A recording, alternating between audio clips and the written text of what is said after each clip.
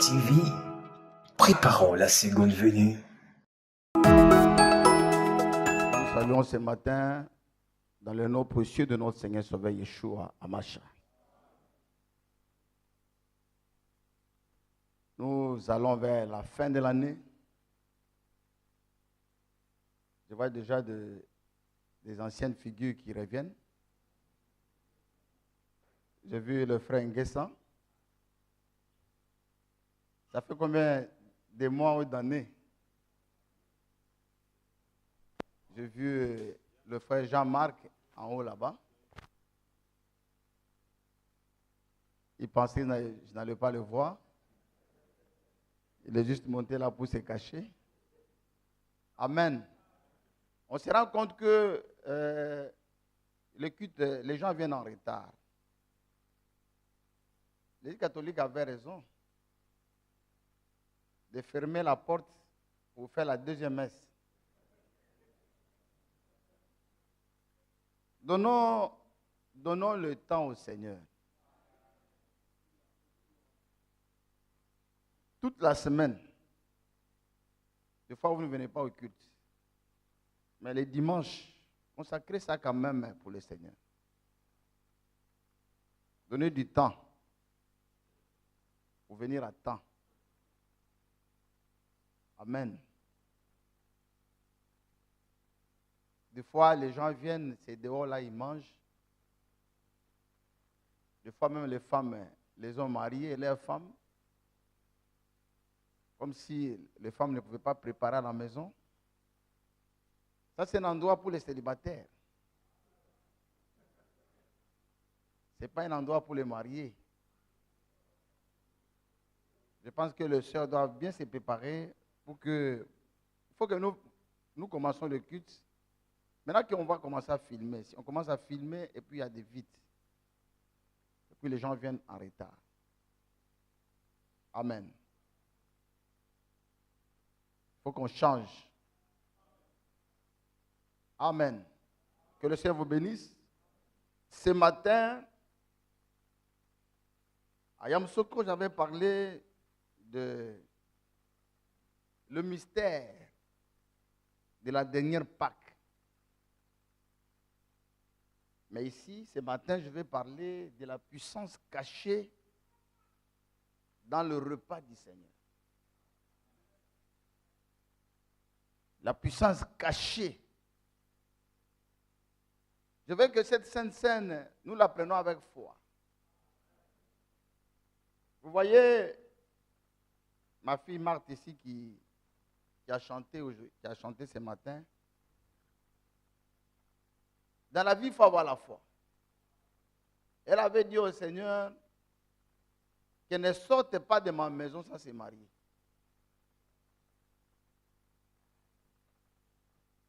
Qu'elle ne sorte pas de ma maison sans se marier.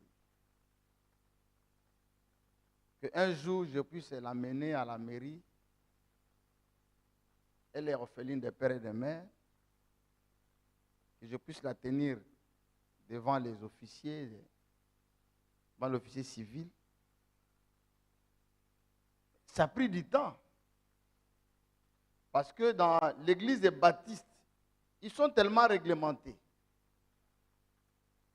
Quand un homme se lève pour chercher d'abord, il dit qu'il veut se marier, ils prennent le temps pour faire les enquêtes sur lui. Les enquêtes de moralité sur la personne. Ils finissent les enquêtes de moralité. Maintenant, ils te demandent, mais c'est quelle femme que tu veux épouser? Tu désignes la femme, ils se mettent à faire les enquêtes sur la femme.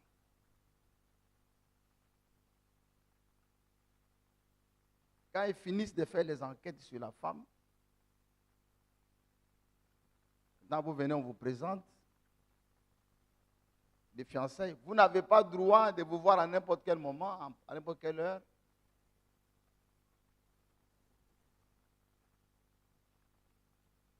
Ils sont rigoureux. À un moment donné même, quand on a déménagé de Koumassi, on allait de l'autre côté, l'homme est resté à Koumassi. Ça a créé un peu de problème. Ils se sont même séparés.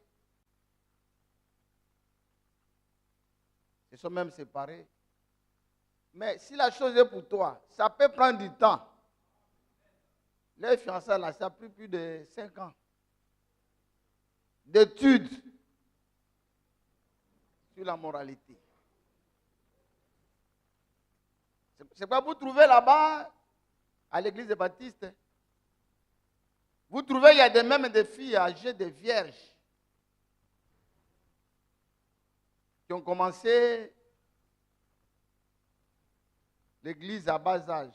Donc les deux ont commencé, leurs parents sont baptistes. Et de l'homme et de la femme. Ils ont commencé depuis bas âge. L'homme s'occupe de la trésorerie. La femme, elle les chante. Et quand tu quittes une église, on te donne un rapport où tu vas là pour qu'on dise le monsieur ou la dame qui vient là, il a un casier judiciaire entaché par de certaines choses. Et c'est ce que le Seigneur a dit. Il a dit, si votre justice ne dépasse pas celle des pharisiens, nous devons avoir une justice qui dépasse leur justice. Mais le malheur est que ici, les gens vivent mal, plus mal que les gens qui sont les dominations. C'est ça la honte.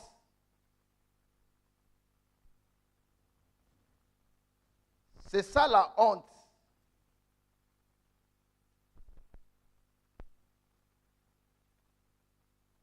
Là, vous étiez le discrédit sur la parole.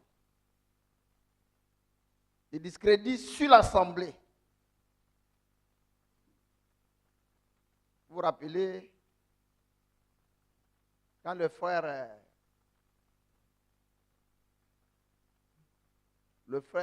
qui était décédé là, le petit frère de frère Robin, le frère Donatien mourait. Sa maman et la maman de frère Yoel. Parce que les jours, les dimanches, juste après le culte, ils ont bu. Après, il est mort. C'était un discrédit sur l'assemblée.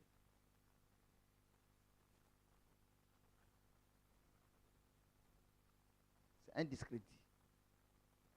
Pour eux, leurs enfants sont allés dans un mauvais endroit. Et ça, il fallait laver cette honte-là.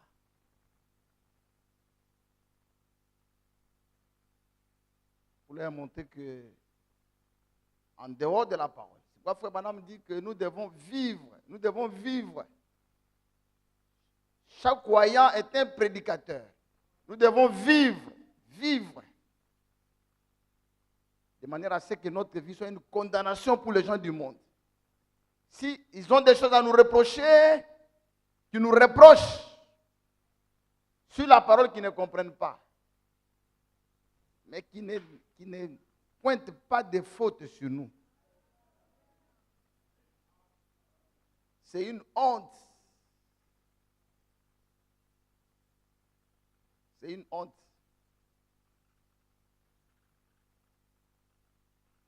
Je me rappelle bien, j'avais dit à Yoel, frère Yoel, dès le début, j'avais dit qu'il faut que tu relèves les défis.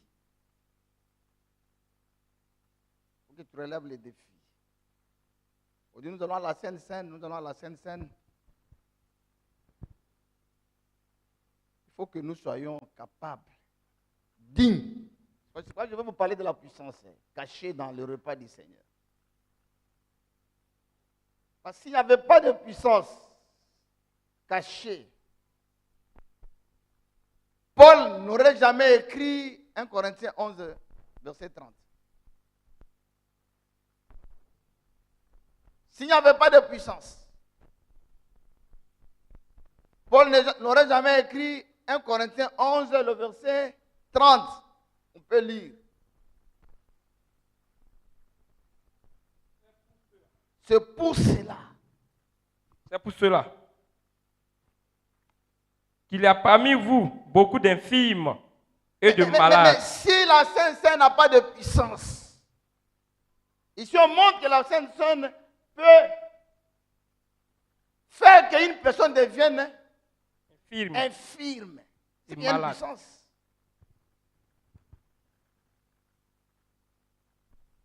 S'il n'y avait pas de puissance, ça ne peut pas rendre quelqu'un infirme. Ça peut rendre quelqu'un infirme.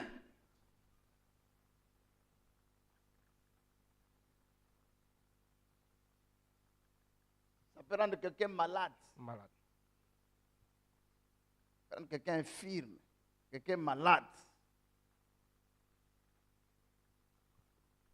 Je me rappelle bien au Remblin, le frère Abraham, le papa de la soeur Kyria ici, avec le frère Eliezer, ils avaient un problème. Et après la Sainte-Seine, Eliezer a tapé une maladie. C'est quand il a confessé que la maladie est partie. Infirme, malade. Et qu'un grand nombre sont morts. Ça peut même conduire à une mort prématurée. Donc s'il n'y a pas de puissance, ça ne peut pas amener ces choses. Il y a une puissance cachée dans le repas du Seigneur.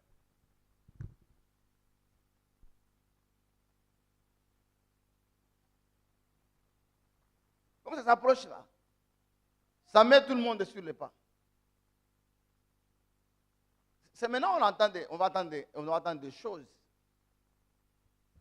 que les gens ont traîné, ont caché de temps en temps. Maintenant qu'on va entendre des choses. Quelqu'un m'a appelé, elle pleurait, une soeur m'a appelé en train de pleurer.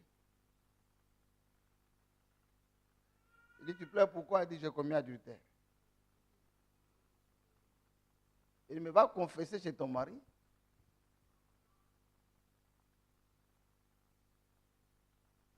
Va confesser. Va lui dire.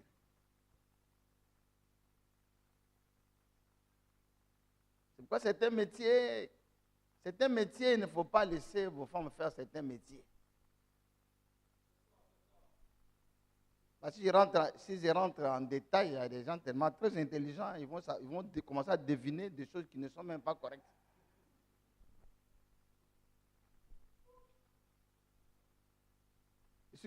À la fin, chacun va demander à sa femme, est-ce que ce n'est pas toi qui as appelé le pasteur?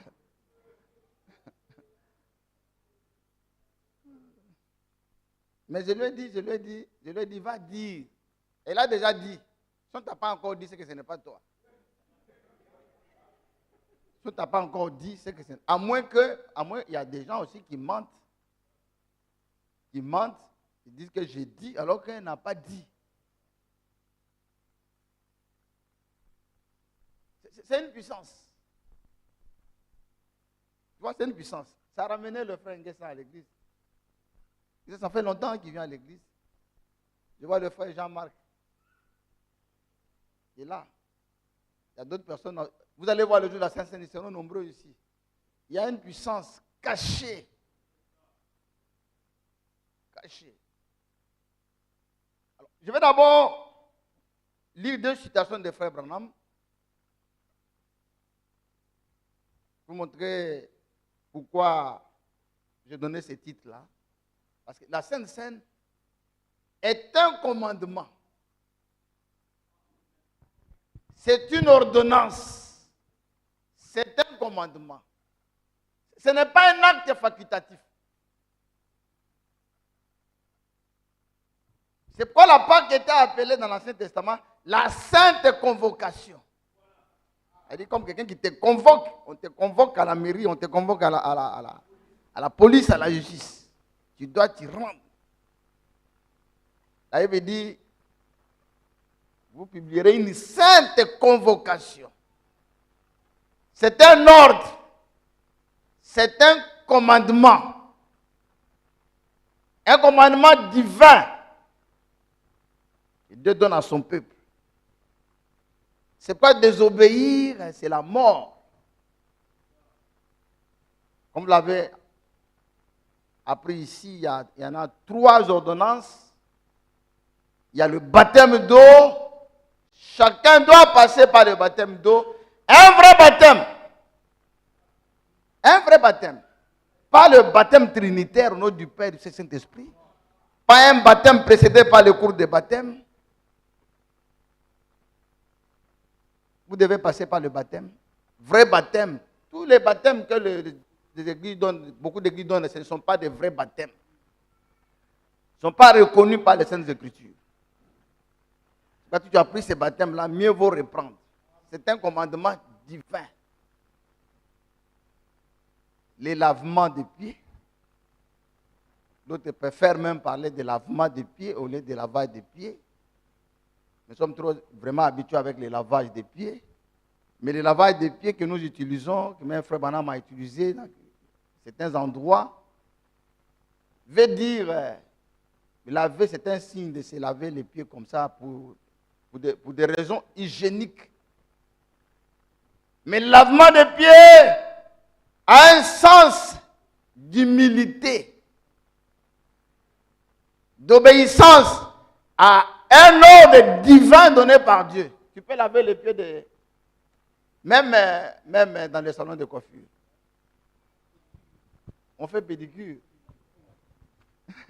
On fait pédicure. Pédicure n'est pas.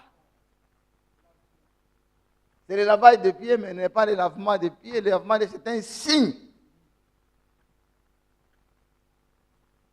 Et après le lavement des pieds, il y a 3e ordonnance, c'est le repas du Seigneur.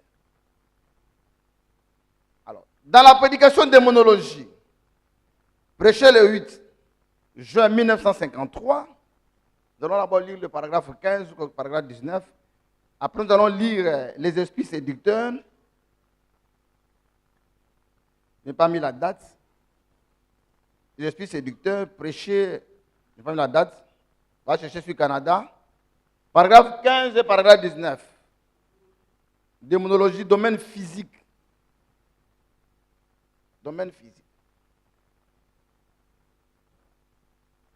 Je vais vous parler aussi des expériences. Expériences. Parce qu'il faut que vous agissez avec, vous venez avec foi. Foi.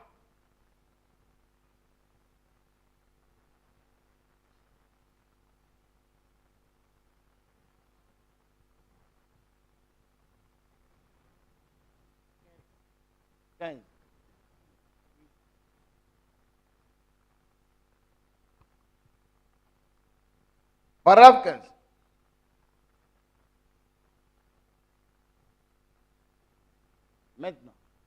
Maintenant. Pendant quelques minutes. Nous allons parler des démoniaques. Nous allons parler de la démonologie. On entend tellement parler des démons. On entend parler des démons. Et demain après-midi, là, probablement que nous terminerons ça.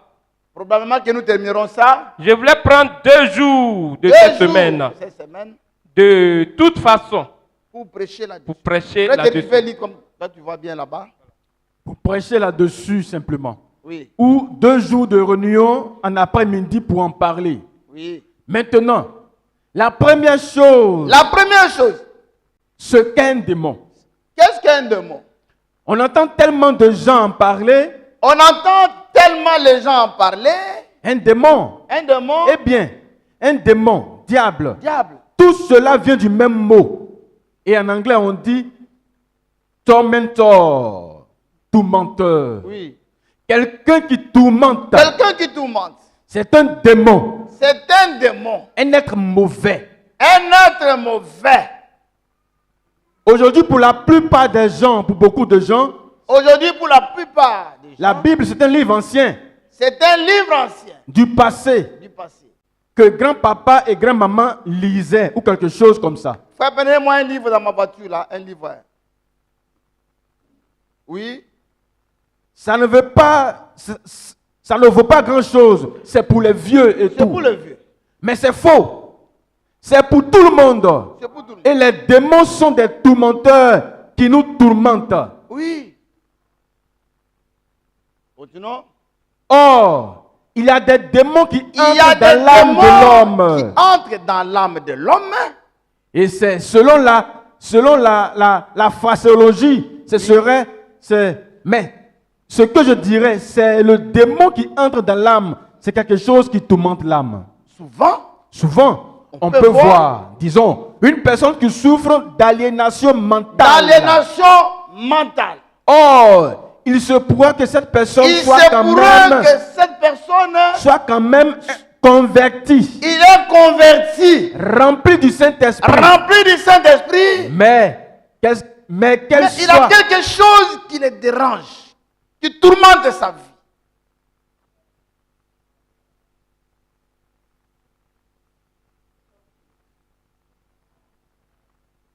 Mais c'est pourquoi l'Église a une très grande place. Amen.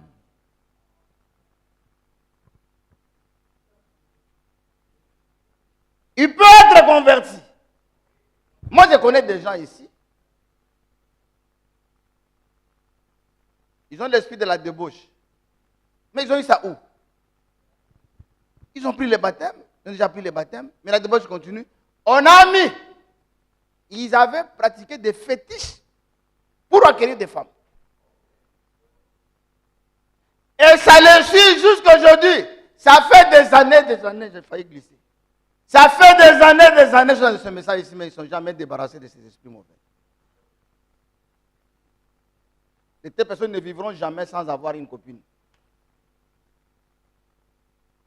Ils sont possédés de mauvais esprits, mais pourtant convertis. Nous avons des gens qui ont fait des pratiques avec eux. Leurs parents ont fait des pratiques sur eux. Mais ces esprits-là les accompagnent jusqu'à aujourd'hui. C'est parce qu'il y a des choses qu'on ne peut pas dire ici.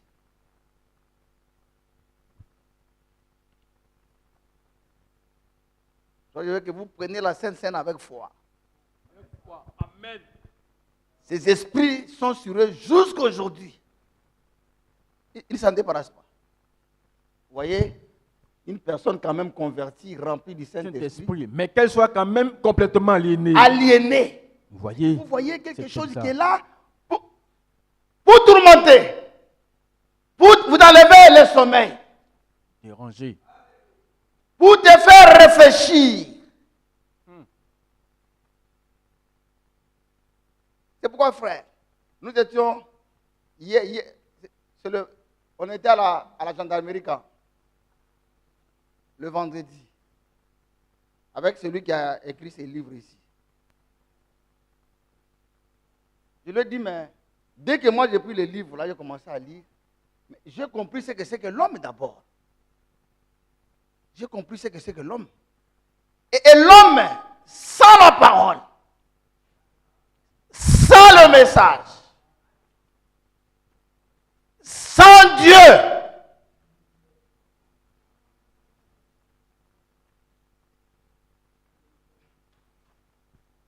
dès que j'ai pris les livres, parce que partout où tu es, tu dois réfléchir la parole. Tu dois respirer la parole. Écoutez ce qu'un philosophe a dit. Hegel dit ceci.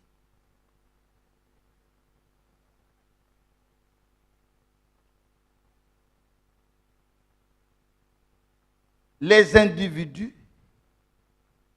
sont animés par une compétition constante pour l'appropriation des ressources limitées. L'homme né en lui, notre nature pécheresse là, a mis en nous l'égocentrisme. L'homme né, le péché nous a déformés. C'est pourquoi on ne peut pas partager avec les autres. Nous sommes nés cette nature-là.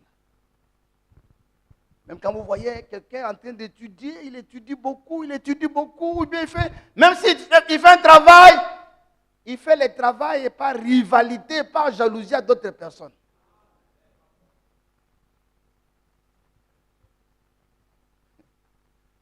Mais j'ai dit au professeur, j'ai dit au docteur, mais ce que tu as écrit ici, et Jean-Paul Sartre dit, l'enfer c'est l'autre.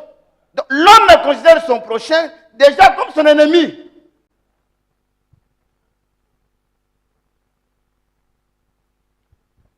Nous sommes façonnés par l'égoïsme. Et quoi encore? C'est ça l'égocentrisme. Et la rivalité. La rivalité parce que nous sommes dans une course. J'ai dit au docteur, je lui ai donné Ecclésiaste 4.4. Ecclésiaste 4.4. Il y a des problèmes. Il y a des problèmes que l'État ne peut pas résoudre. C'est pourquoi, quel que soit ce que les gens disent des églises, l'État arrive à nous laisser la place pour que nous prêchions parce que nous contribuons à diminuer la criminalité. Nous, on fait un grand travail. C'est pourquoi nous, les pasteurs comme nous devions être encouragés. Pas des pasteurs aventuriers. On ne peut pas avoir des pasteurs aventuriers s'il n'y a pas de bons pasteurs. On ne peut jamais avoir de faux billets s'il n'y a pas de vrais billets. S'il y a un faux pasteur, c'est qu'il y a un vrai pasteur. On ne peut pas avoir un faux sans avoir un vrai. J'ai vu que tout travail et toute habileté dans le travail n'est que jalousie de l'homme à l'égard de son prochain. Ah.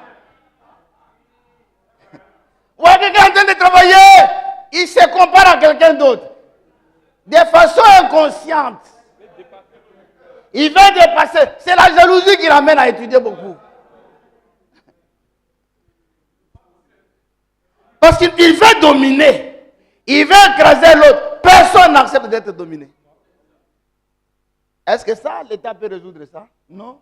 Il n'y a que nous qui pouvons résoudre. Ça, la nouvelle naissance. Il dit l'homme ne peut jamais. Tout ce qu'il fait, il met en compte ses propres intérêts. Il n'y a que la nouvelle naissance qui peut t'amener à voir les intérêts des autres.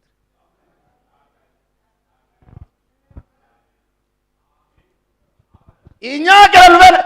Ça, il faut une nature. C'est pourquoi la nouvelle naissance, c'est un miracle où Dieu inspire une vie, un esprit de sagesse et d'intelligence qui t'amène à être différent des autres.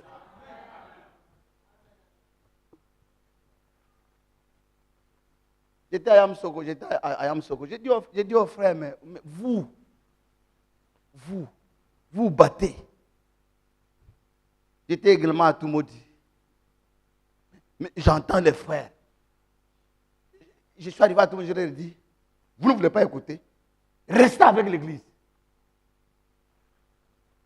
Moi, je ne suis pas à la recherche des églises. Restez. Ils ont compris que c'est comme si je les avais maudits. Ils m'ont suivi à Yamsoko.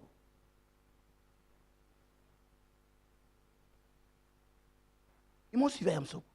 Parce que quand vous parlez aux gens et que les gens ne veulent pas écouter, les gens pensent être plus intelligents que toi. Il faut les laisser. Mais les gens sont animés de mauvais esprits. Méchants. Foncièrement méchants. Les gens sont méchants. C'est-à-dire l'église est venu, le diable est venu se cacher dans l'église. Parce qu'on ne peut pas être chrétien et avoir un mauvais cœur. On ne peut pas être chrétien et avoir un mauvais cœur. Non!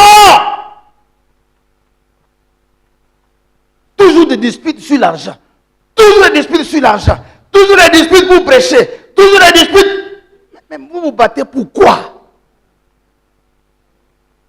Vous battez pourquoi?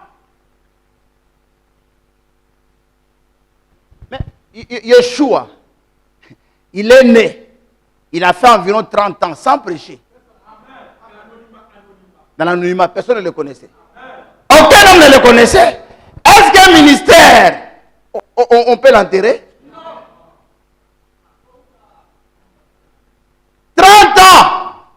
30 ans, sans prêcher. Dans l'anonymat. Ce n'est pas 1 an, 2 ans, 30 ans, l'anonymat. Élie le Tishbite, le grand prophète. Dieu lui a parlé. Et Dieu l'a pris, l'a caché dans un endroit secret. Où personne ne connaissait. Seul les corbeaux savaient là-bas, connaissaient l'endroit. Et les corbeaux leur donnaient la nourriture tous les jours. Un grand prophète, avec l'instit dit le Seigneur. C'était Dieu en train de le former dans la chambre secrète de Dieu. Et les gens ne veulent pas entrer dans la chambre secrète de Yahweh. Le roi David, ouais, par le prophète Samuel. Il était déjà ouais comme le roi. Il a même frappé Goliath. Mais c'est lui qui était le fugitif, qui était poursuivi par Saül. Mais il a eu même l'occasion d'abattre Saül. Il n'a pas fait. Il pouvait justifier. Il pouvait dire, lui-même, là, Dieu l'a déjà rejeté. Malgré que Dieu l'avait rejeté, comme c'était un roi de l'Éternel, il a continué à avoir du respect pour lui.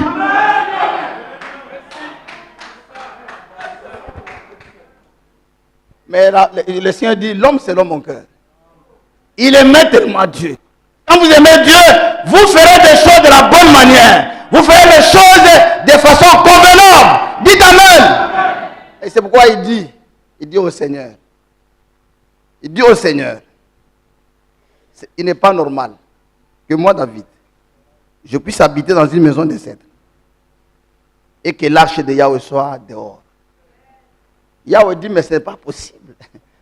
Yahweh dit, mais toi, comment tu peux réfléchir comme ça? Il dit, j'ai marché parmi les hommes maintenant, des années.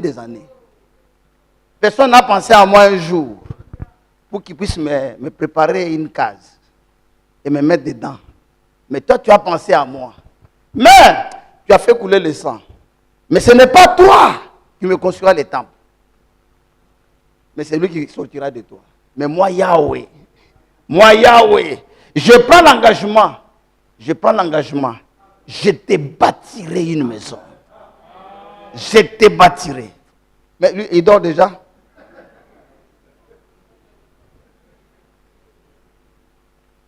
Yahweh dit, je te bâtirai. Ta maison ne manquera jamais d'un successeur. Même s'il arrivait que tes enfants pêchent, je les frapperai avec la verge, mais je ne les abandonnerai jamais. Ma grâce ne se retirera jamais de toi. Il y a des choses qu'on pose qui peuvent toucher la vie de Yahweh. Abraham a livré les témoins de sa vie à Yahweh. Il a donné Isaac. Il a amené Yahweh à jurer par lui-même. Il dit Wallahi. Yahweh dit, la Bible dit, il ne jura pas lui-même. Et Paul dit, là. Ah, comme ça m'est venu en tête. J'aime cette parole-là. Hébreux chapitre 6. Oh, verset 13. Lorsque Dieu fit la promesse à Abraham, ne pouvant jurer par un plus grand que lui, il jura par lui-même. Et dit, certainement, je te bénirai. Et je multiplierai ta postérité. Et c'est ainsi qu'Abraham, ayant persévéré, obtint l'effet de la promesse. Oui. Or, les hommes jurent par celui qui est plus grand qu'eux. Le serment est une garantie qui met fin à tous leurs différends. C'est pourquoi Dieu, voulant montrer avec plus d'évidence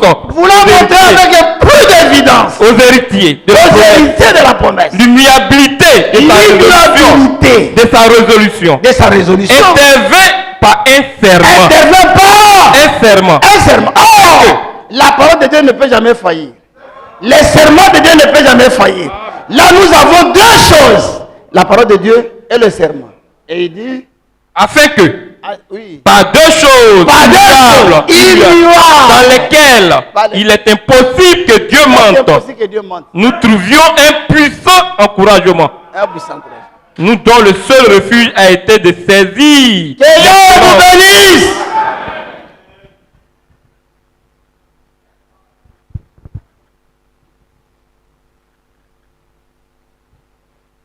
Vous voyez, les gens sont possédés. Il y a des parents qui ont fait de mauvaises choses sur leurs enfants.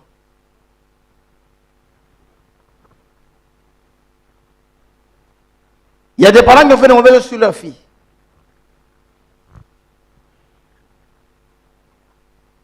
Mais l'homme déjà dépasse sa naissance.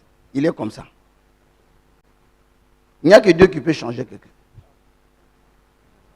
C'est pas on parle d'une nouvelle création.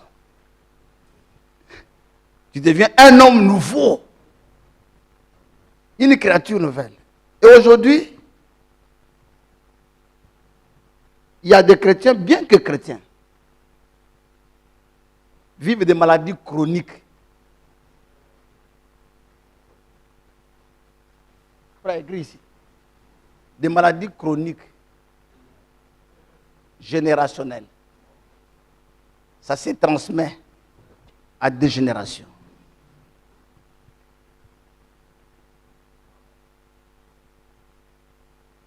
Mais ils sont chrétiens.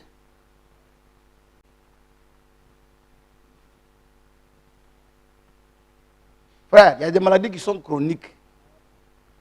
Comme cet homme-là qui était dans Jean chapitre 5. 38 ans. Paralytique. Qui l'a rendu paralytique? Le diable.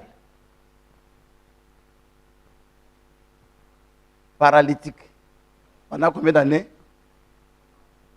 38 ans. Mais un jour, il a rencontré le Seigneur. Prends ton lit. Marche. Il a pris le lit, c'était fini. Maladie générationnelle. La femme a la perte de sang. Elle a souffert pendant combien d'années? 12. Et une femme qui avait un dos courbé. Mais une femme qui a perte de sang, c'est quel homme qui parle avec elle?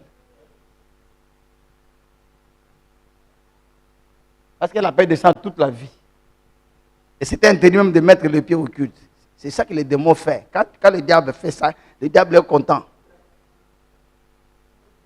Mais un jour, il dit, quand il a vu Yeshua passer, il dit, si je peux seulement toucher son habit, si je peux seulement toucher son habit, dès qu'elle a touché, comment elle va toucher avec foi, dites Amen, sur place, elle a reçu la guérison. Et Yeshua dit, une vertu est sortie de moi. Un juif nous a expliqué, il n'a pas touché n'importe où. Il a touché là où il y avait les 4 tétagrammes. Dans le body de la robe du Seigneur. Là où il y avait les Y, H, W, H. C'est là qu'elle a touché. Le nom du Seigneur. Elle a reçu la guérison sur place. Et il dit, qui m'a touché? Qui m'a touché? Les apôtres disent, non, mais il y a du monde. Et puis tu te demandes qui t'a touché. Mais pourtant, il était touché par beaucoup de gens. Dites Amen. Il était touché par beaucoup de gens. Mais ça dépend de la manière dont tu le touches. Si tu le touches avec foi, il te sera fait selon ta foi. Et si tu prends aussi la Sainte Seine avec foi, il te sera fait selon ta foi.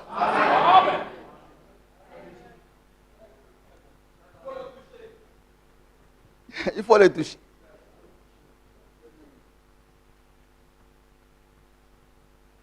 « 18 ans. Des maladies héréditaires.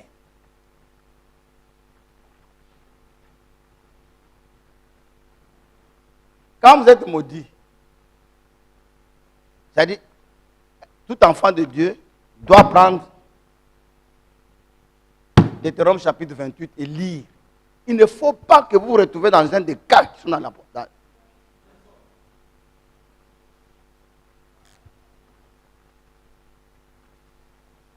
Il ne faut pas. Prenons.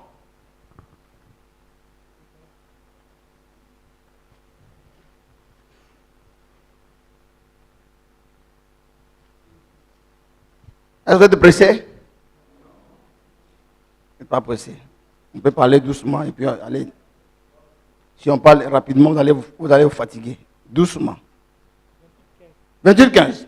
Deutéronome 28, verset 15. Mais, si tu n'obéis point à la voix de Yahweh, ton Elohim. Si tu n'obéis pas à la voix de Yahweh, ton Elohim. Si tu n'observes pas et ne mets pas en pratique tous ces commandements et toutes ces lois que je te prescris aujourd'hui, voici toutes les malédictions qui viendront sur toi. Toutes les malédictions qui viendront sur toi. Et qui seront ton partage. Tu seras maudit dans la ville. Maudit dans la ville. Et tu seras maudit dans les champs. Frère, quand tu constates dans ta vie une certaine humiliation, frère, écris, une pauvreté écrasante. C'est comme si tu toi sur la terre, tu es venu pour être pauvre. Humiliation.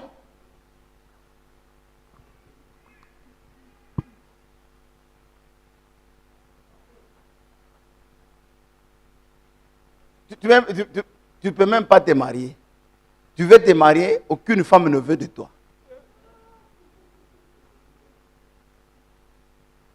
Puisque les femmes regardent les chaussures. Frère, il y a chaussures. Hein? Finalement, l'homme devient mancal alors qu'il n'est pas mancal. Mais c'est quoi? C'est la souffrance.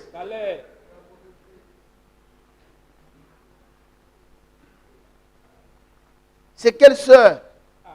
À moins que tu puisses avoir un mauvais cœur. William Branham voulait marier une sœur. Il dit à la sœur, je ne peux pas.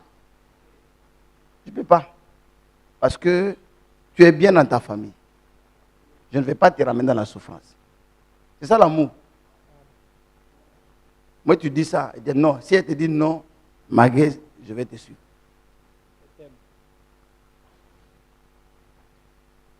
Ça dit, toi, tu fais tout pour tirer. De là où elle est là. Pour la faire descendre en bas.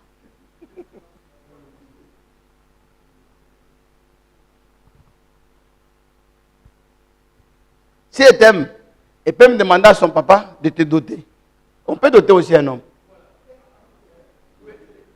Oui, dans la Bible, on a doté, Pharaon a doté.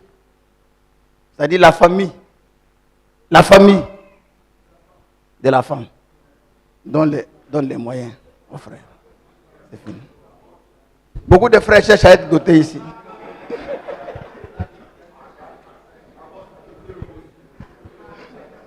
Dotés.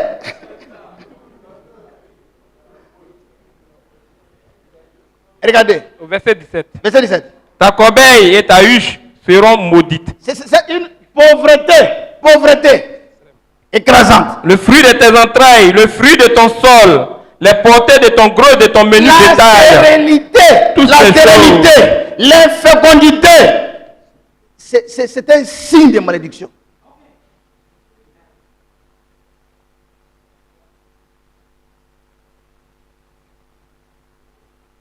L'infécondité est un signe de malédiction.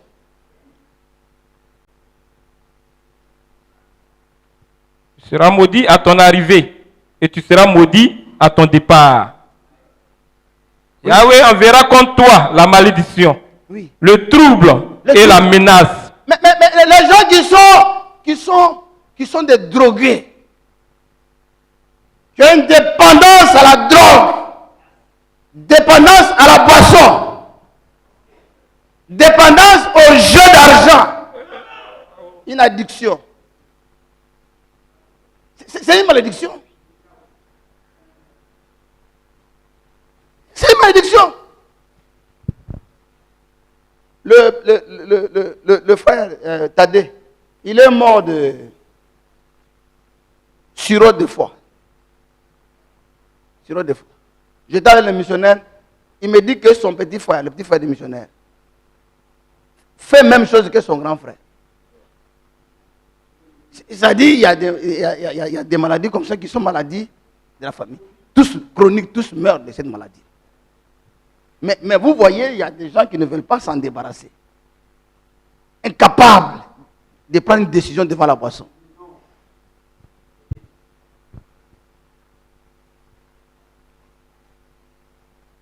Mais il fait comment? Comment il peut s'en débarrasser? Il ne peut s'en débarrasser de la drogue que s'il rencontre le Seigneur. Vous me donnez tous les conseils. Les psychologues peuvent parler.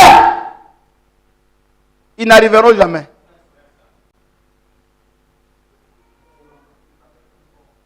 Parce que c'est un démon. Et un démon ne peut te chasser que par l'autorité divine. Amen. L'addiction. L'addiction. De trouver la menace au milieu de toutes les entreprises que tu feras. La peur. La peur. Il y a des gens qui sont possédés de la peur. Une peur. Pas du tout. L'addiction. Voilà. L'addiction. C'est ça, non? Une dépendance. De la drogue.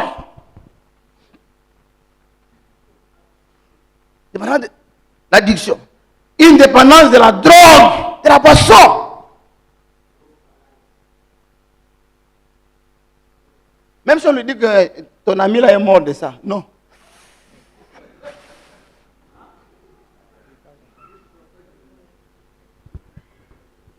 Même si il va chercher quelque chose, mettre en poche.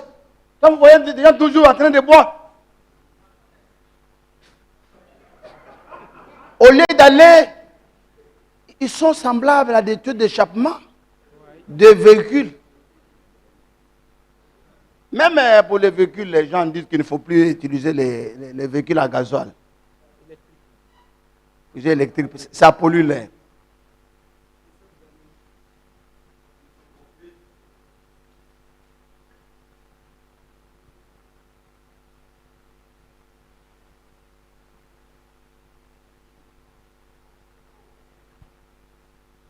« 29.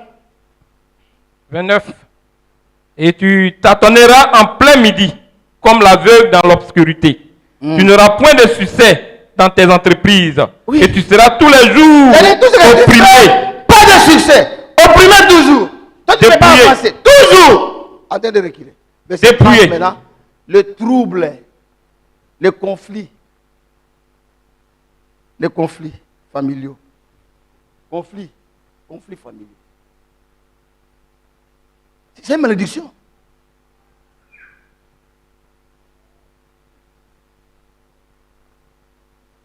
Des disputes qui ne finissent jamais. Il y a des gens qui n'ont jamais la paix, qui n'ont jamais la tranquillité, qui n'ont jamais la joie dans leur maison, qui ne s'entendent pas. Le diable est chez vous. Le diable est chez vous. Un homme normal doit s'entendre. Un homme normal doit s'entendre. Vous avez des familles où il y a la délinquance, des enfants délinquants. Mais ça, il n'y a que Dieu qui peut résoudre.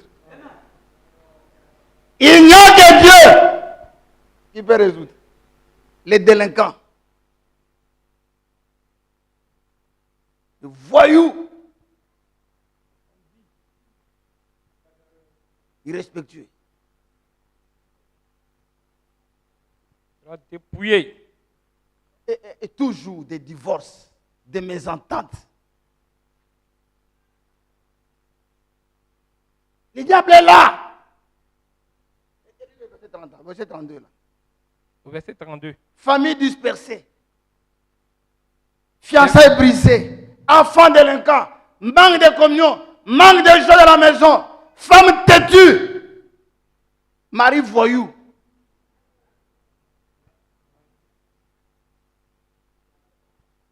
Il y a des maris délinquants. Frère Madame dit il y a des parents qui sont délinquants. Au lieu de parler de la délinquance juvénile, il faut parler des enfants, des pères qui sont délinquants. Parce qu'un père responsable, il y a des choses qu'il ne peut pas poser devant les enfants.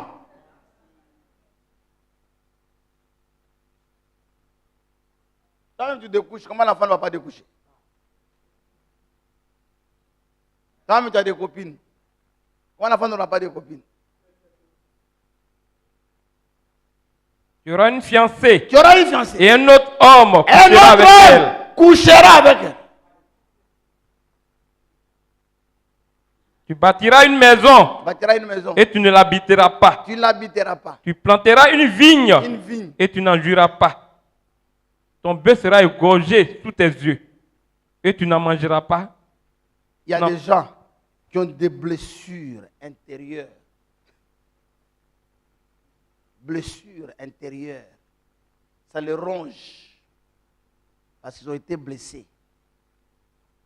Quand Frère Branham faisait le discernement, il y avait une femme qui avait goitre. C'est ça, non? Goitre. On avait menti sur elle. Elle est devenue tellement nerveuse. Elle a eu ça. C'est-à-dire, le diable met en toi des sentiments pour que tu n'arrives pas à s'en débarrasser.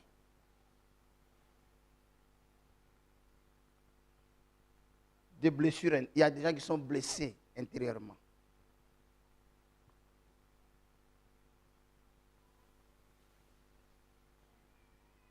Trahis.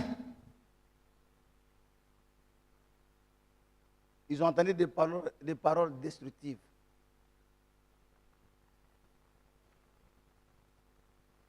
Mais ils sont croyants. Ils sont nés de nouveau. Il y en a qui dépendent des esprits impurs. La sorcellerie. Ils ont pratiqué l'idolâtrie. Pratiquer l'idolâtrie. Vous voulez entendre c'est dans le village là-bas. Le village là-bas. On a pleuré quelqu'un. Son corps dans 2 endroits. À Bongwanou et vers la route de Daoukou. Son corps. On fait deuil ici, on fait deuil ici. Il y a des gens qui existent sur la terre. Là. Ce ne sont pas des personnes. On dit, mais son corps sur la route, 2 corps d'une même personne, dans une théophanie.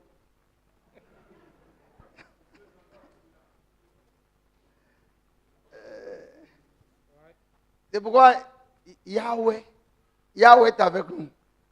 C'est pourquoi prêcher la parole, il ne faut pas faire les aventures.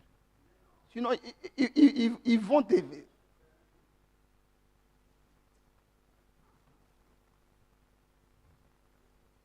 Il y a des gens aujourd'hui qui n'arrivent pas. Il y a la dépression. La dépression. Les ténèbres intérieures. Il y en a même qui sont incrédules là. C'est le diable qui a mis en eux l'incrédulité.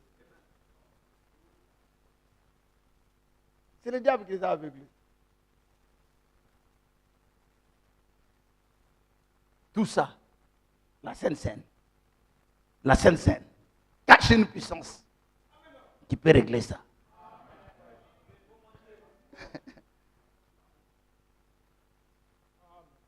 Que Yahweh vous bénisse. Que Yahweh vous bénisse. Alors maintenant dans la parole. On est dans la parole. On a commencé en retard. Hein. Ça, c'est entré. Vous êtes pressé? Quand on veut prêcher sur la Sainte Seine, on peut dépasser la prédication.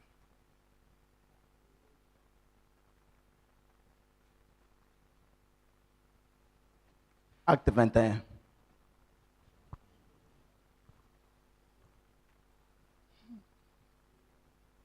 Non, asseyez-vous d'abord. On ne sait pas où on est. On est Acte 21.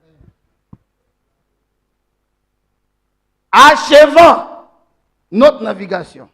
Nous allons de Tyr à Ptolémaïs, où nous saluons les frères. Passons un jour avec eux. Nous partîmes le lendemain et nous arrivâmes à Césarée. Étant arrivés dans la maison de Philippe l'évangéliste, qui était l'un des 7, nous logeâmes chez lui. Il avait 4 filles vierges qui prophétisait. Comme nous étions là depuis plusieurs jours, un prophète nommé Agabus descendit de Judée et vint nous trouver. Il prit la ceinture de Paul, se lia les pieds. Non, c'est pas là-bas, c'est pas là-bas. Acte chapitre 20. Le premier jour de la semaine, verset 7. Le premier jour de la semaine, nous étions réunis pour rompre le pain. Pour rompre le pain. Paul, qui devait partir le lendemain, s'entretenait avec les disciples et il prolongea son discours jusqu'à minuit. Donc on peut prolonger le discours. Verset 7. On peut prolonger le discours. Il prolongeait le discours jusqu'à minuit. À minuit. Oui. Il y avait beaucoup de lampes. Il avait beaucoup de lampes. Dans la chambre haute. Dans la chambre haute. Nous étions assemblés. Nous étions assemblés. Or, un jeune homme nommé Eutychus, oui, qui était assis sur la fenêtre, s'endormit. Profondément. Pendant le long discours de Paul. Entraîné par le sommeil. Il tomba du troisième étage. En bas. Et il fut relevé mort. Mais Paul, étant descendu, se pencha sur lui et le prit dans ses bras en disant, ne vous troublez pas, car son âme est en lui. Quand il fut remonté, il rompit le pain et mangea. Et il parla longtemps encore. Jusqu'au jour. Après quoi? Aux gens les grands qui ne font pas la veille jusqu'au matin. Et ils sont grands. Quand on dit veiller, on doit aller jusqu'au matin. Oh là là, donc si tu étais en ce temps-là, tu allais partir. Chaque écriture est inspirée. Utile pour enseigner. Que Yahweh vous bénisse. Les bons nous lire.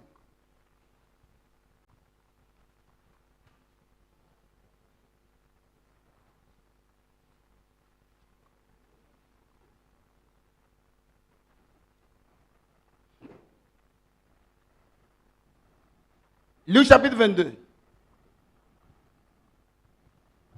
Verset 7 au verset 20.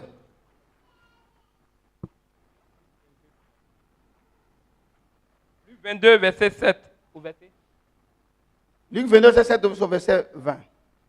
Le jour des pains sans levain. Le jour des pains sans levain. Où l'on devait immoler la Pâque. Arriva. Et Yeshua envoya Pierre et Jean. En disant. Allez nous préparer la Pâque afin que nous la mangions. Oui. Il lui dit. Où veux-tu que nous la préparions? Il leur répondit. Voici. Quand vous serez entrés dans la ville. Vous rencontrerez un homme portant une cruche d'eau. Vous allez rencontrer un homme qui porte une cruche d'eau. Or, à cette époque-là, c'est les femmes qui portaient des cruches d'eau.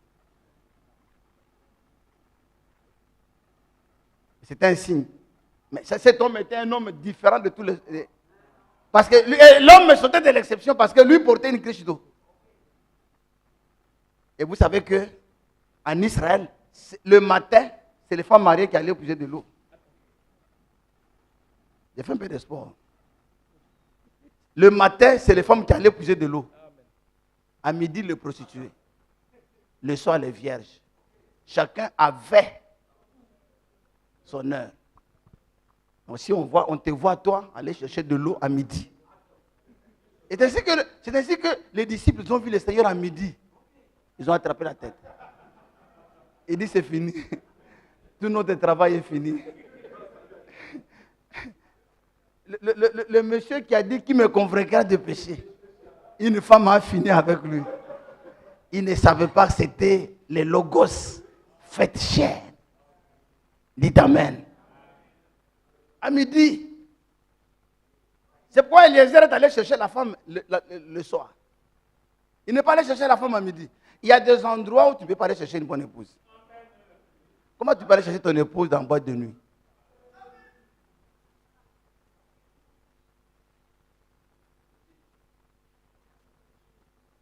Il cherche ma femme. Dans la boîte de nuit.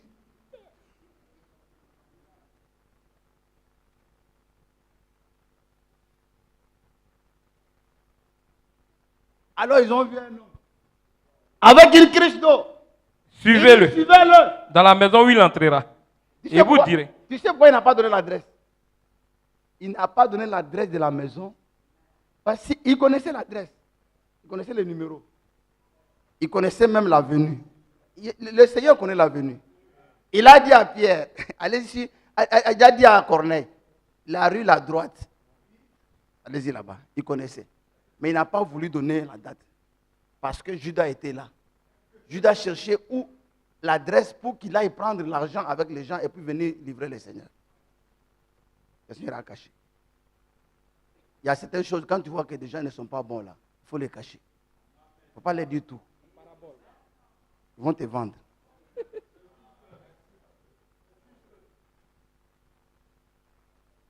Ne révèle pas tous tes secrets.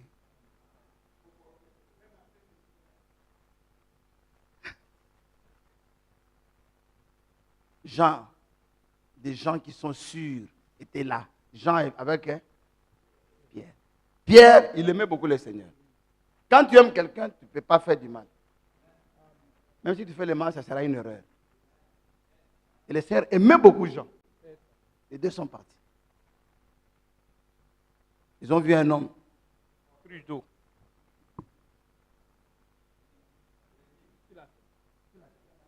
Ils l'ont suivi. Enfin, c'est pour dire que l'histoire de la Bible ne s'est pas passée en Occident. En Occident, tu ne peux pas trouver ça. C'est chez nous en Afrique ici. Et en Orient. Plus d'eau.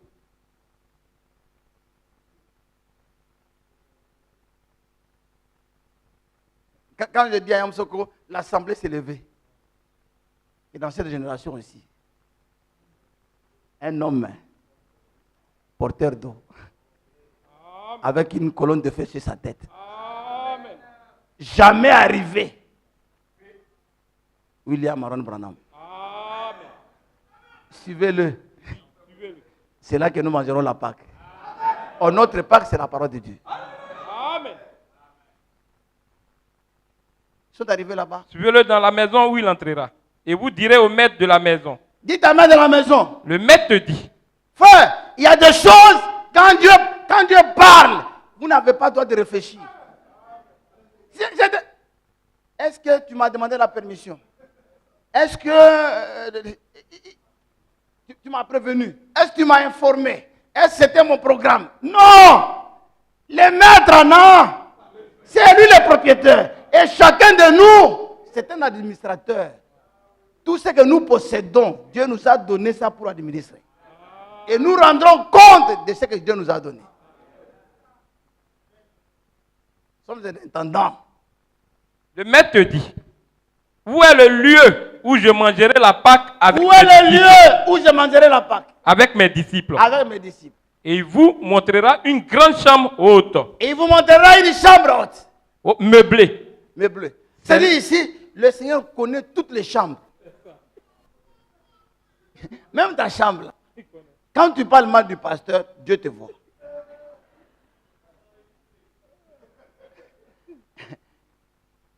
Toutes les chambres, si vous faites dans vos chambres, là, Dieu voit. Même dans les chambres de prostituées. Dieu voit. Meublé. Meublé. C'est là que vous préparez la Pâque. Il partit. Donc, maison meublée a commencé il y a longtemps. C'est là que vous préparerez la Pâque. La Pâque. Il partit. Il partit. Et trouvait les choses comme il le leur avait dit. Et il préparait la Pâque. L'heure étant venue. L'heure étant venue. Il se mit à table et et les apôtres avec lui. Les apôtres avec lui. Et il leur dit. Oh, ça c'est ma phrase préférée. J'ai désiré vivement. Il y a si longtemps. J'ai désiré vivement manger cette Pâque avec vous. Il y a si longtemps. J'attendais ça. Avant de souffrir. Il y a eu beaucoup de Pâques. J'ai eu beaucoup de Pâques. Mais dans mon économie, dans mon programme de temps, car il est le maître des temps des circonstances. C'est lui qui nous a donné le temps dans son temps. Une portion de temps dans son temps pour que nous vivions. Et il dit, mais ce jour, je l'attendais. J'ai vivement attendu ce jour.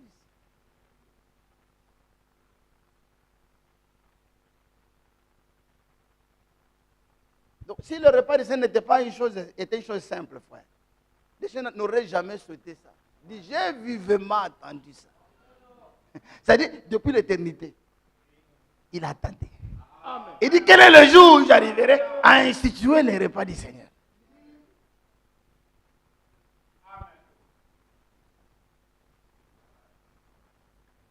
Parce qu'il devait mettre fin à la Pâque. Il devait instituer la Sainte Seine. Et il y a longtemps, j'attendais ce moment. Dieu fait toutes choses en son temps. Amen. Et Dieu ne fait pas des choses au hasard. C'est qu'il a un programme qui poursuit. Et toutes choses arriveront selon le temps de Dieu, non pas selon ton temps. Amen. Yeshua a dit, votre temps est là, mais mon temps n'est pas encore arrivé. C'est comme ça qu'ils se sont assis. Il a mangé ses repas. C'est là qu'il a institué le repas du Seigneur. Amen. Je vais vous asseoir. Regardez, frère. Déjà, dans Luc, chapitre 2. Oui, la sœur Awa. La sœur Awa comprend bien la parole. La sœur Awa comprend bien la parole. Parce que quand il y a des gens qui sont assis ici, il y a des signes aussi que Dieu peut te donner. Il y a des signes que Dieu peut te donner.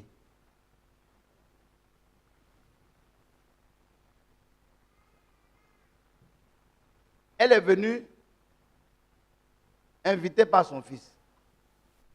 Finalement, son fils est parti. Elle est restée ici. Dans le petit coin on prêchait là, petit coin de l'école là. Hein? Dans la chaleur là. Un jour, ils sont en train de prêcher comme ça. Elle a vu la présence d'un ange surnaturel. Qui avait photo. Elle a tourné. Pour regarder. Pour regarder. Elle n'est pas la seule. Hein. Il y a une autre femme qui a vu ça. Frère Clément, tu la connais? La femme que tu voulais marier. Touré. Femme musulmane. Elle a vu un ange ici. Dans le foyer des jeunes là. Dans foyer des jeunes. Elle a vu. Elle a vu. C'est vous qui ne me respectez pas. Moi, je suis un serviteur de Dieu.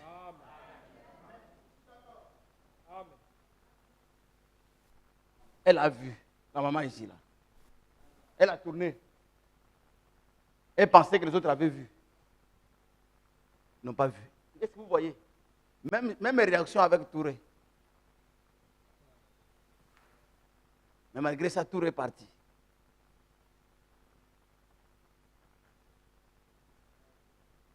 Frère Clément n'a pas marié. Tellement Touré est parti. Il y a des gens, vous savez, il faut avoir un signe. Il faut avoir un signe auquel on s'accroche. L'apôtre Paul avait un absolu. Même quand il était en prison, même quand il était à côté, même quand il avait des problèmes, il n'a pas regardé l'emprisonnement. S'il avait regardé l'emprisonnement, il allait dire, oh, pourquoi Dieu ne me délivre pas? Parce que la première fois qu'il a été en prison, les anges sont descendus pour le faire sortir de la prison. Mais après, il est allé en prison, aucun ange n'est venu. Il pouvait dire, est-ce que Dieu ne m'a pas abandonné? C'est ainsi que Démas a abandonné. Il dit non, il n'est plus avec le Seigneur. Parce que, il dit à Timothée qui était malade, à cause de ton estomac. Lui, au lieu de prendre un habit, appliqué sur Timothée, qui était aussi un pasteur, il dit, Timothée, à cause de ton estomac, fais usage d'un peu de vin. Bois, parce que Timothée ne buvait pas. Il faut boire le vin. C'est les Écritures que le soulard aime. bois un peu de vin. Amen. Quand Demas a vu ça, Demas a dit non, Dieu n'est plus avec ce monsieur ici. Il y a des situations qui peuvent arriver à un serviteur de Dieu. Ne pense pas que Dieu l'a abandonné. Mais Paul, frère Branham dit, Paul avait un absolu. Quel était l'absolu? C'est que sur le chemin de Damas, ce n'est pas quelqu'un d'autre. Lui-même, je l'ai rencontré face à face. Phare à phare, je l'ai vu. Et personne ne pouvait enlever cette expérience surnaturelle qu'il avait lui-même expérimentée. Il faut parler comme ça. Il faut des fois faire les expériences. C'est qu'il y a des gens qui servent Dieu par expérience. Amen. Dites Amen. Elle est là, calme, premier banc. Elle comprend la parole, plus que même certaines personnes.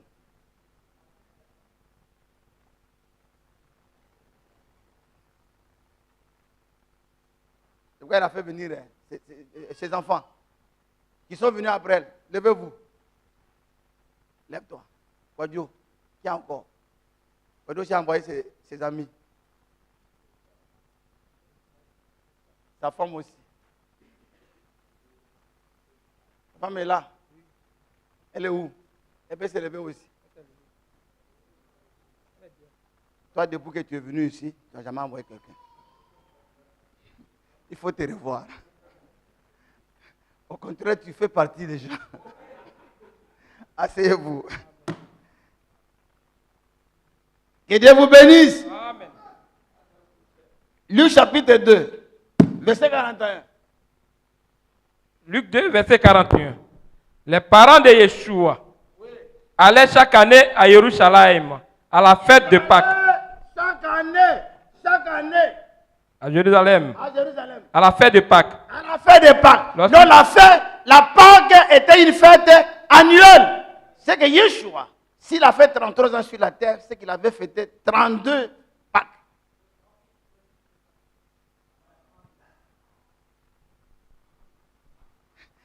Quand il fêtait ça, il dit, j'ai une Pâque que j'attends.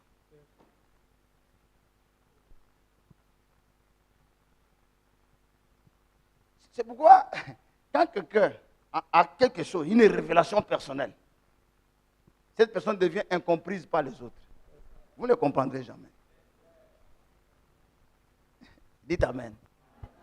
Même si on t'insulte, parce qu'il s'agit d'une révélation. C'est pourquoi Tamar, vous connaissez Tamar, non? Tamar, la femme, qui était accusée d'une sorcière. D'une sorcière. Elle n'a pas regardé à ça. Et c'est lui qui tue les enfants. Oh, c'est Dieu qui tuait les enfants. Finalement, Dieu a fait son combat. Elle avait la révélation que même si les enfants meurent,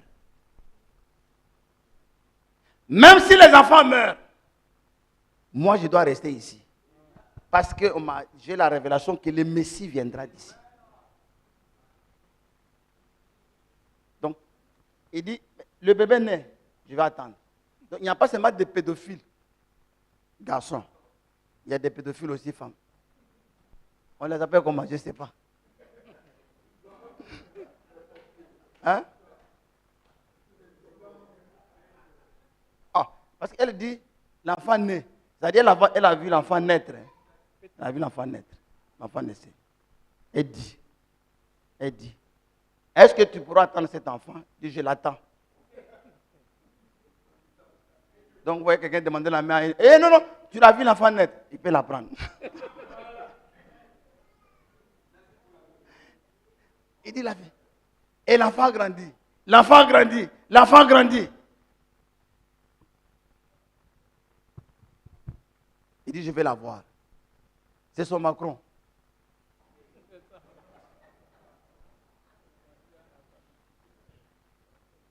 Dites Amen. Je vais la voir. Parce qu'elle avait la révélation qu'un jour Macron deviendra président. Dans tout chose, il faut avoir une.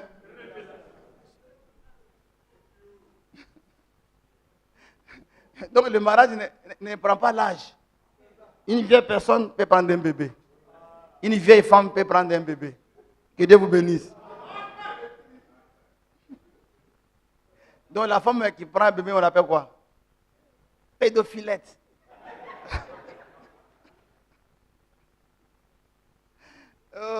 vraiment.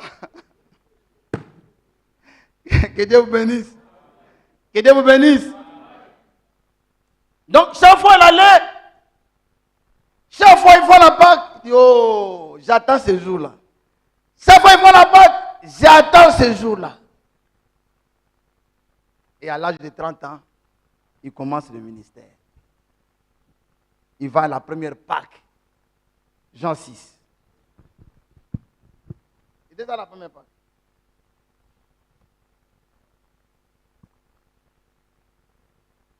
Durant le ministère.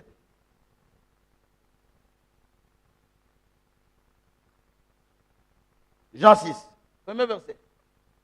Jean 6, verset 1er. Après cela, Yeshua s'en alla de l'autre côté de la mer de Galilée, oui, de Tibériade. Une grande foule le suivait. Parce qu'elle voyait les miracles qu'il opérait sur les malades. Oui. Yeshua monta sur la montagne et là, il s'assit avec ses disciples. Or, la Pâque était proche. La Pâque des Juifs était la fête des Juifs. Ayant levé les yeux et voyant qu'une grande foule venait à lui, oui, Yeshua dit à Philippe, où achèterons-nous des pains pour que ces gens...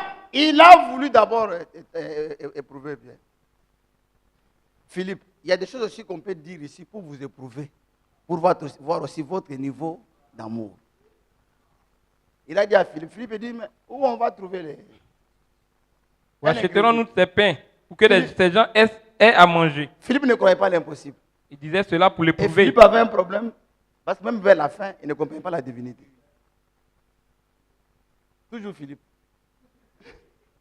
Cagou Philippe. Il a dit,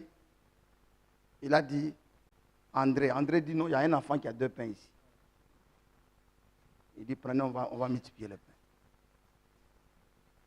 Et ici, il devait enseigner aux disciples, les apôtres, qui devaient un jour être des grands apôtres. Il leur donne un enseignement ici. Quel était l'enseignement? Il leur dit d'abord, verset 10. Verset 10. Yeshua dit, faites-les asseoir. Faites-les asseoir. Il y avait dans ce lieu beaucoup d'herbes. Il s'assit donc au nombre d'environ 5000 hommes. Frère, premier travail qu'il leur donne, devient déplaceur des gens. Et je disais à Yamsoko, tout le monde veut être pasteur. Et il pense que c'est costume qui fait pasteur. Ici, frère, ça devient comme une possession.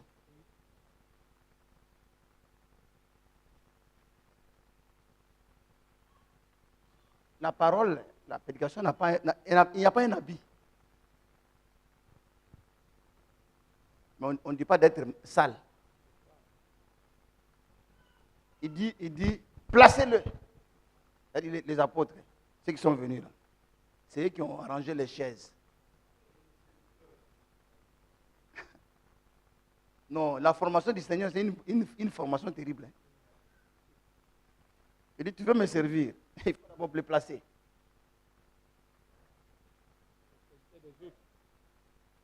Placer les autres. Tu places. Et puis il a dit, si quelqu'un veut être grand, qu'il soit serviteur des autres. Il dit, placez-le.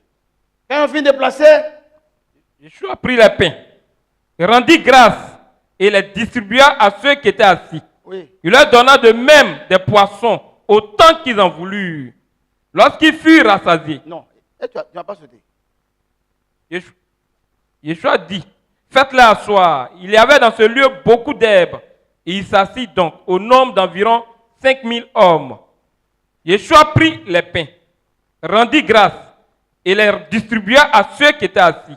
Oui. Il leur donna de même des poissons, autant qu'ils en voulurent. Et il a pris des poissons. Il a commencé, les disciples ont commencé à donner à ces gens-là la nourriture. Il leur donne la nourriture, donne la nourriture, donne la nourriture.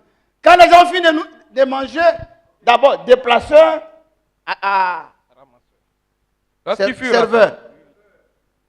Et des serveurs et boueurs. Il dit à ramasser. Les bishops, archibishops, sont en train de ramasser les... Et puis il y a un courant qui dit non, pasteur, tu as laissé quelque chose ici. Là. Ramasse.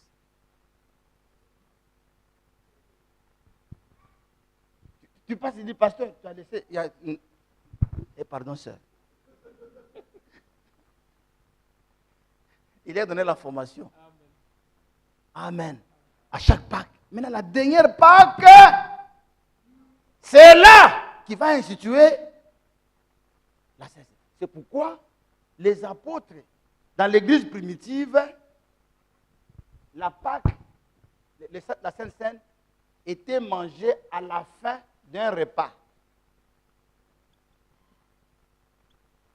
Fin d'un repas. Après, on mange la Sainte Seine. Dans des maisons. C'est-à-dire, on vient chez toi, frère Christian, ta femme prépare. On finit de manger. On fait la Sainte Seine dans ta maison. Pour t'apporter le bonheur. Tu invites les voisins. Et si les voisins connaissent qu'il y a un bon témoignage, ils vont venir.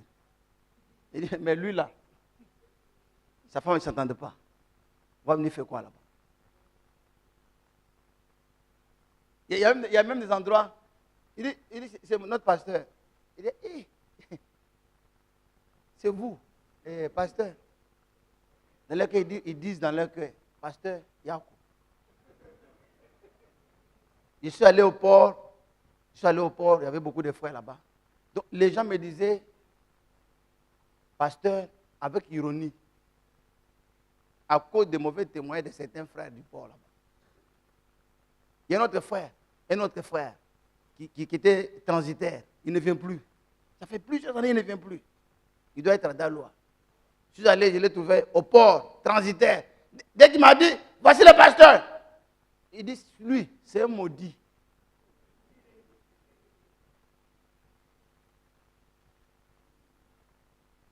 Un ivrogne.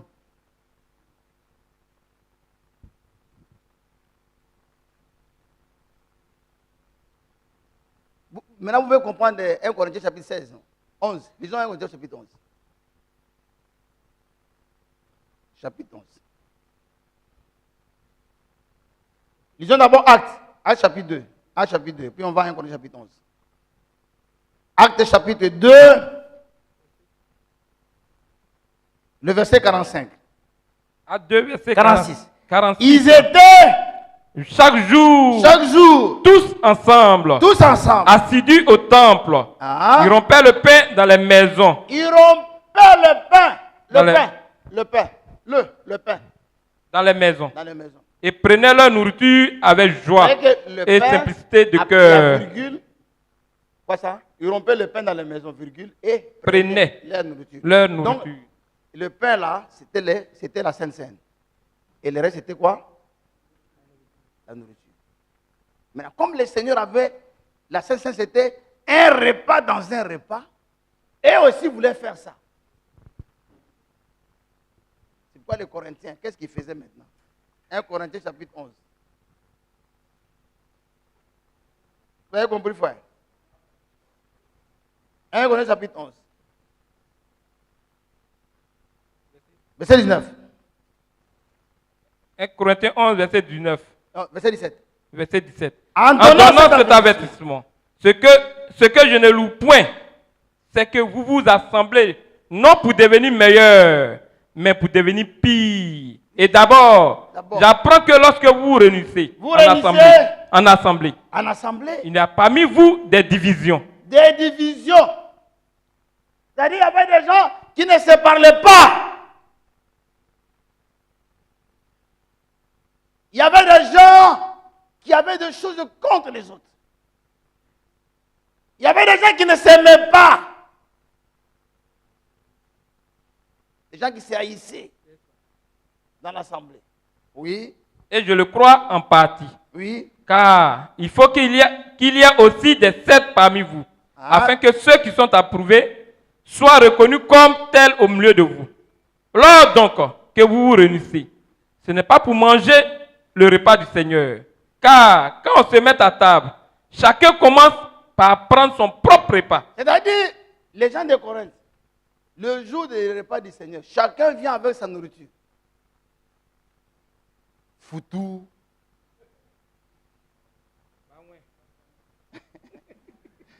Quoi ça?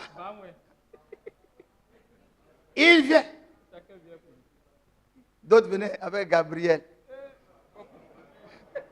J'ai mangé Gabriel à Yamsoko. J'ai appelé le... Non, ça c'était à Tchassalé. J'ai appelé le frère et dit, ah, il y a Gabriel ici.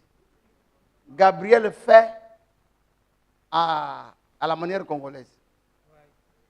Voyez le feu. Il dit, ça c'est la viande des frères.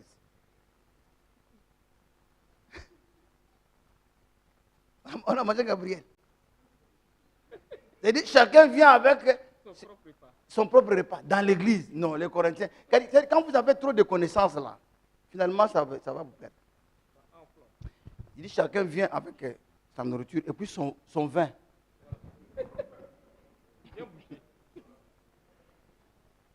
Non, les Corinthiens, c'était déjà terrible. Il a dit, avec son vin. Cette fois-ci, on nous a dit qu'il y a des Juifs qui fabriquent du vin. Les vieux cachets. Les Juifs, ça a eu du vin ici. 1 litre à combien? 12 000. 1 litre. Du bon vin.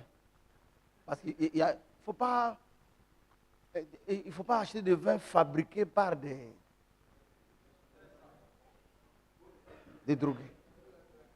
12 000. Et nous, ici, vous consommez au moins 25 litres. C'est rien.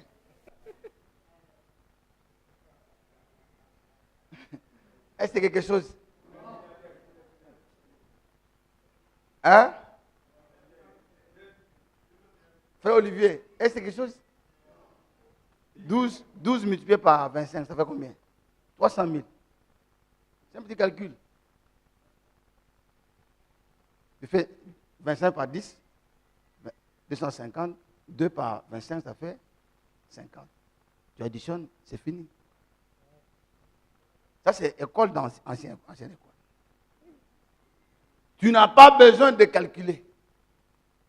Nous, on nous a appris des petites choses simples. Dès que tu fais, c'est rapide. 25 multiplié par 25, c'est facile. 35 multiplié par 35, c'est facile. 45 multiplié par 45, c'est facile. 55 multiplié par 55, c'est facile. Si on dit 25 multiplié par 25, tu prends 2. Le chiffre qui vient après 2, c'est quoi? 3. Tu prends 2 multiplié par 3, ça fait combien? 6. Tu pries 6 et puis tu mets 25. Ça fait 625. 35 multiplié par 35, tu prends 3. Le chiffre qui vient après toi, c'est quoi? 4.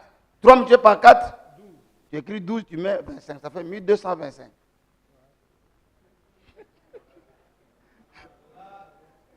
« 55 multiplié par 55, on fait comment? 5 fois, ça fait combien? 30. Et puis tu mets 25. Ça fait combien? 3025. C'est facile. Hein? Pas ça? Fascicule. Donc il y a des petits calculs, on n'a pas besoin de réfléchir. 35 multiplié par 45, c'est facile. Tu prends 3 multiplié par 4, ça fait combien? 12. Plus le petit chiffre 3, ça fait combien? 12 plus 3, ça fait combien? 15. Ça fait 1575. Tapez ça. 35 multiplié par 45. Intelligence artificielle.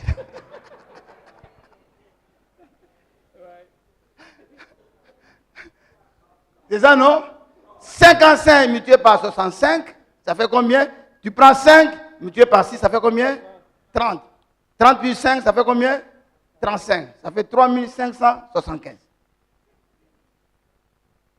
L'intelligence artificielle.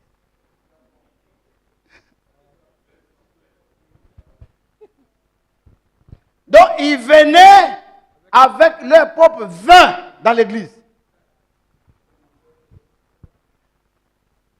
S'ils ne t'aiment pas,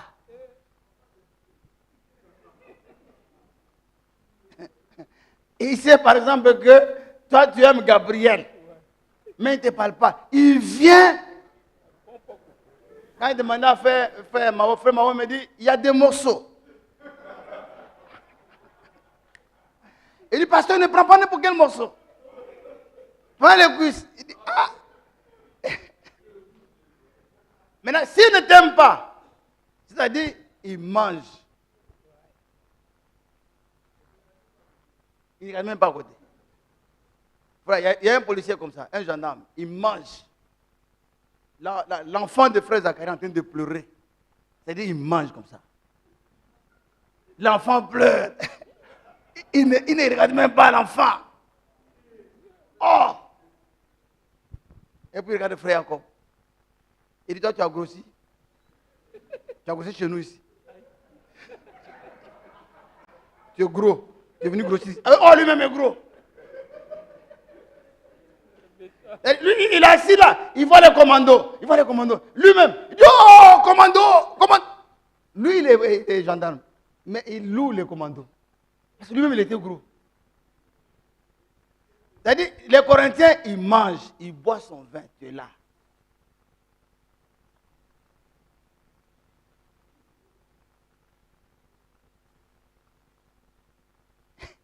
Il finit la première bouteille.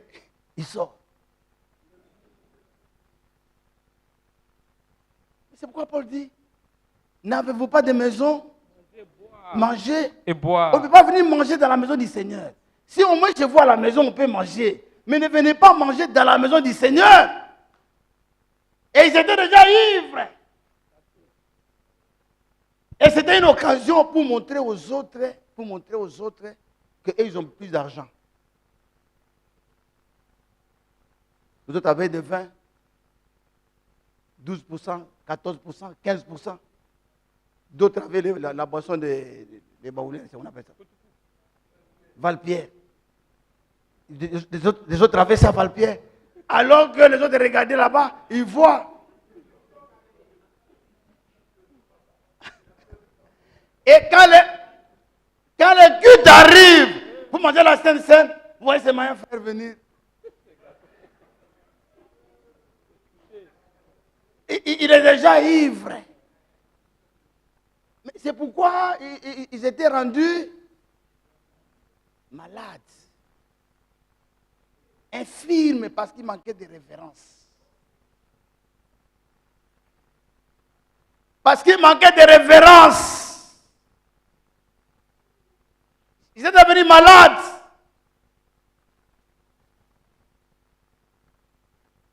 Donc la Sainte Seine les a rendus malades. La Sainte Seine les a rendus infirmes. La Sainte Seine les a menés à une mort prématurée parce qu'ils ont manqué de révérence. Alors quel est ce mystère? 1 Corinthiens chapitre 10, verset 16.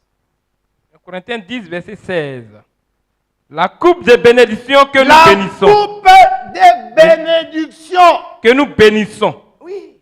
N'était pas la communion au sang d'Amashia de Christ. Ici, c'est une parole interrogative mais affirmative. Il est en train d'affirmer ici que le pain que nous mangeons là, c'est une communion avec le corps. Le sang du Christ. Le corps.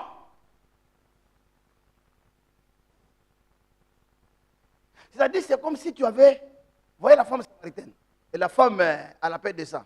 Elle avait rencontré le Seigneur, non? Ici, c'est comme si tu es en communion. Tu es ensemble. Ces pains, c'est tu es réuni avec le Seigneur, avec son corps, Un corps qui n'a jamais connu le péché. Jean 1,14 dit, la parole a été faite chair. Son corps, c'était la parole. Son corps, c'était le logos.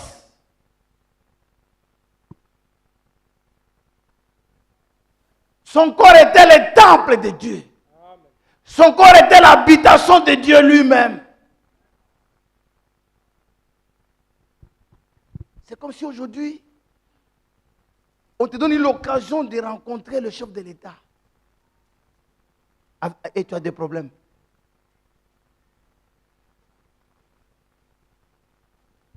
Tu arrives à communier avec lui chez lui.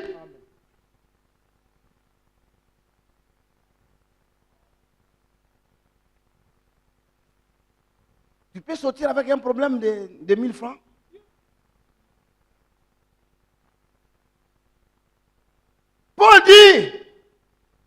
Paul dit, ici, le pain que nous mangeons, nous sommes en communion avec son corps.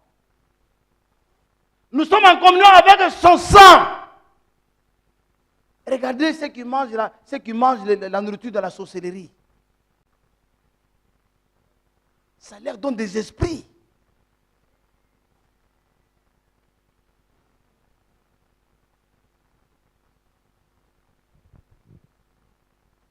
Ça leur donne des esprits. Ceux qui mangent la nourriture sacrifiée aux idoles.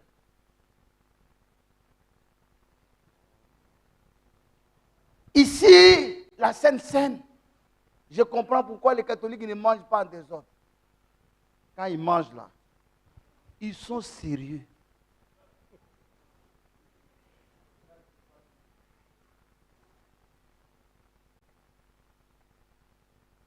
Qui a déjà mangé la communion ici? Qui a déjà été catholique? Qui a mangé la communion? Frère, d'abord là-bas, quand quelqu'un rentre dans l'église, il n'y a pas servi d'ordre. Il connaît là où il va s'asseoir. Et quand il s'assoit, il ne parle pas. Le respect commence à l'entrée. Il va avec... C'est pas comme ici, quelqu'un rentre.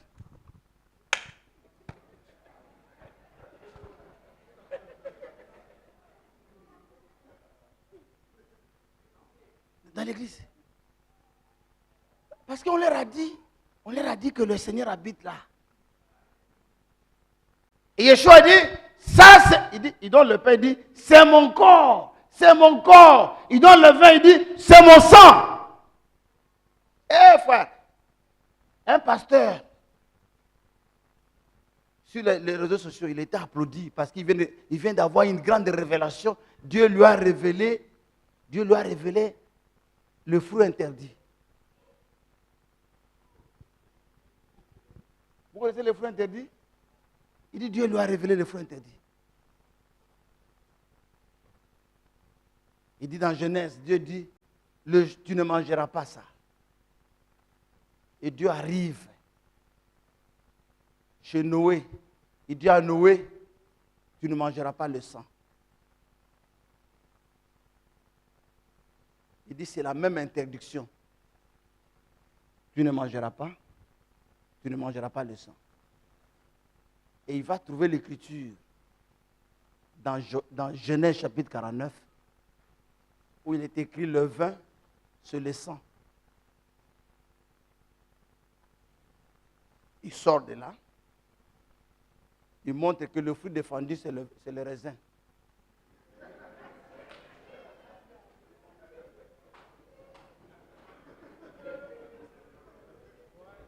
Enfin, il prêchait. Ils sont en train de crier comme ça. Il dit, c'est le vin. Parce que quand tu prends le vin, tu deviens nu. Et Noé a bu le vin, il est devenu nu.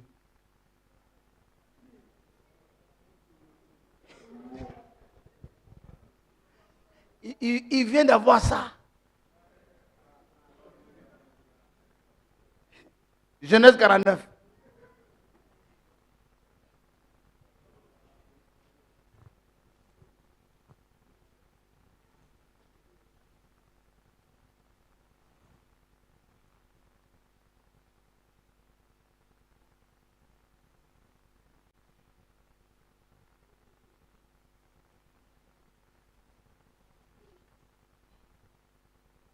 Je pense que c'est dans verset 8. Lisons verset 8. Ce n'est pas là-bas.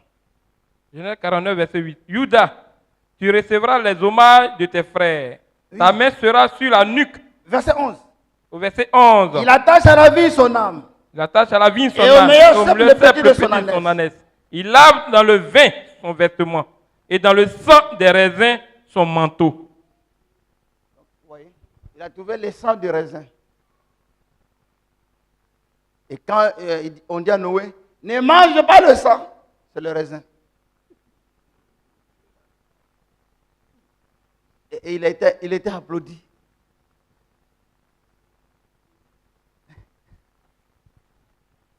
Il était applaudi. Mais si Dieu avait interdit, pourquoi Yeshua lui-même buvait? Il dit, je n'en boirai plus.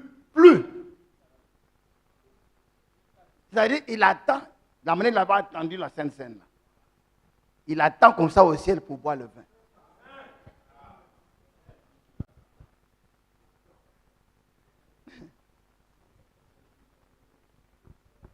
Donc, le pain est une connexion. C'est pas quand ils ont fini de manger, la Bible dit, dès qu'ils ont fini la Pâque, ils ont commencé à chanter. Mais nous, on mange, on chante. Yeshua, lui, il a chanté après avoir mangé. Ils étaient tellement dans le respect. Un catholique, quand il finit de prendre... D'abord, quand on vient pour déposer, quand il arrive là, même sa démarche change.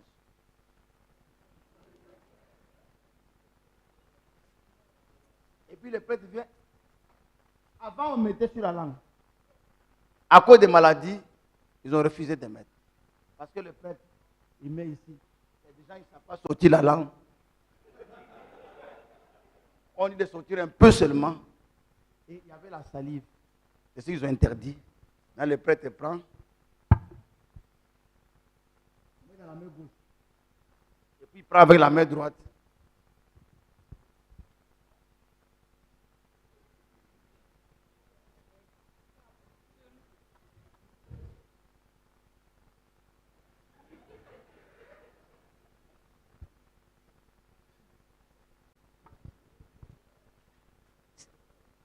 Ce n'est pas, si le repas était un symbole, un rituel seulement simple, ça n'aurait jamais donné la maladie à quelqu'un. Ça n'aurait jamais donné l'infirmité aux gens. Ça n'aurait jamais donné la mort. Donc, si quelqu'un a fait indignement, ça donne la mort. Donc, le contraire. Parce que Dieu n'est pas là seulement pour le jugement. Parce que la Sainte Seine tire son origine de la Pâque. Et vous savez que la Pâque, la maison où était mangée la Pâque, était sous une protection divine. L'ange de la mort est passé par là, sans faire du mal aux gens qui étaient à l'intérieur. Et le Seigneur avait dit de manger la viande rôtie, pas bouillie. Feu. Ça met dans l'eau. Et manger toute la viande. Et frère Branham dit, c'était le jugement de Dieu que Yeshua devait expérimenter. Son jugement n'était pas dilué. Il a porté le péché de l'humanité entière. Ce corps, c'était le corps de la rédemption. C'était le corps là où Dieu habitait. C'est pourquoi Dieu ne pouvait pas laisser ce corps voir la corruption. Dans Hébreux chapitre 10, verset 4, il est écrit de ce corps. Hébreux 10, verset 4. Car il est impossible que le sang des taureaux et des boucs... Il est impossible que le sang des boucs et des taureaux ôtent les péchés. C'est pourquoi. Christ, entrant dans le monde, dit, tu n'as voulu ni sacrifice, ni offrande, mais tu m'as formé un corps. Donc, ce jour-là, le 31 décembre, nous serons en contact avec ce corps-là.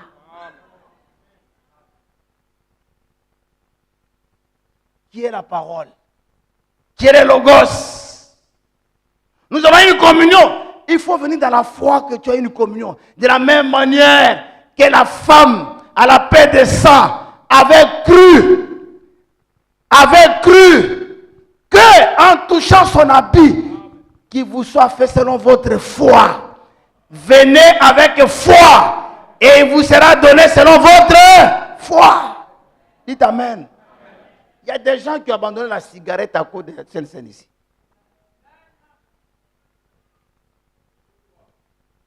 C'est parti.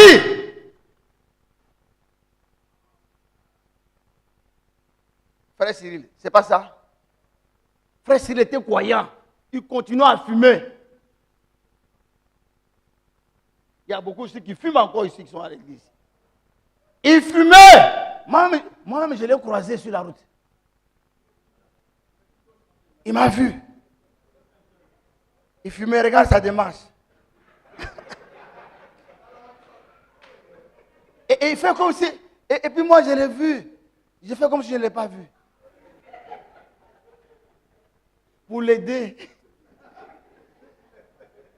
à être hypocrite. Et c'est ça, le jour de la Sainte Seine. Quand il a entendu ce message, le missionnaire a dit, si tu viens avec tes lèvres sales, mets sur la coupe, tu meurs.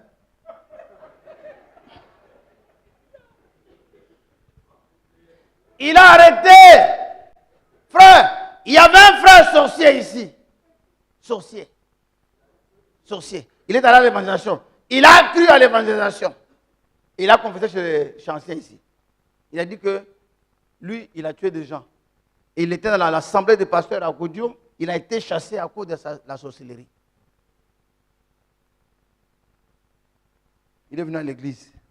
Il a commencé à être frère. Frère, si tu as vu ces enfants, la bouche de ces enfants et sa bouche. C'est quoi, quand vous venez avec vos enfants, il faut les garder. C'est comme s'il a déjà donné la sorcellerie à ses enfants. Et moi, je ne savais pas. Il vient au bureau, chez le frère Pouté, dans le bureau, le frère Pouté nous avait donné. Il vient au bureau, il me dit, pasteur, je suis un sorcier. Après la prédication. Il dit, j'ai été envoyé pour te bouffer. Frère.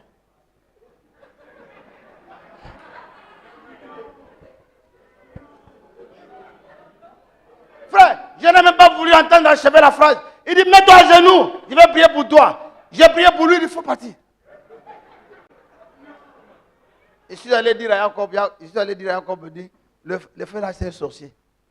C'est Jacob qui m'a dit, est-ce que tu vois ses enfants et sa femme?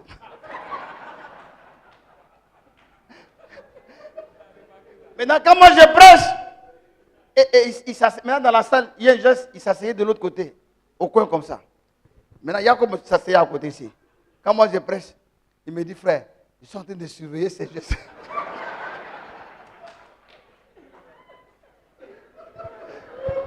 Je suivais ces gestes. Le jour de la Sainte Seine, j'ai dit, viens, avec ta sorcellerie là. Viens prendre la coupe. Tu vas mourir. Il est parti. Il a fui. Amen. Amen. Ici, c'est une occasion. Tout celui qui vit une pauvreté écrasante, l'humiliation, la stérilité, l'infécondité, l'addiction, la drogue, la boisson. Mets ta vie en ordre. Tu auras une délivrance. Approche-toi avec foi. Tu expérimenteras le miracle de Dieu. Dites Amen. Ceux qui vivent des conflits familiaux, qui vivent des choses difficiles dans des familles, dans des maisons, il n'y a pas de paix. Ceux qui sont blessés intérieurement, mettez votre vie en ordre. Pardonnez les gens. Débarrassez-vous de ces choses mauvaises. La Sainte Seine, par Sainte Seine, Dieu renouvelle la vie. Là où il y avait la maladie, dites Amen. Il va donner la guérison divine. Dites Amen. Là où il y a l'infirmité, va donner la force à nos membres. Et là où il y aura la mort prématurée, lui va prolonger notre séjour. Et le jour qui nous était destiné sur la terre, nous vivrons. Il y a une puissance, dites Amen. Et ne venez pas de façon indigne. Venez avec dignité, avec un respect. Examinez-vous. Mettez votre vie en ordre. Réconciliez-vous avec les gens. Pardonnez les autres. Dites Amen. Dites Amen. Mettez les pieds dans la mer de l'oubli. Ceux qui n'ont jamais pris le baptême, qui prennent le baptême, le véritable baptême, et que ce jour-là, ils avancent avec foi. Dites Amen. S'ils ne sont pas sauvés, c'est que la parole a menti. Oh, la parole ne peut jamais mentir. Que Yahweh vous bénisse. Amen. Yesha TV, préparons la seconde venue.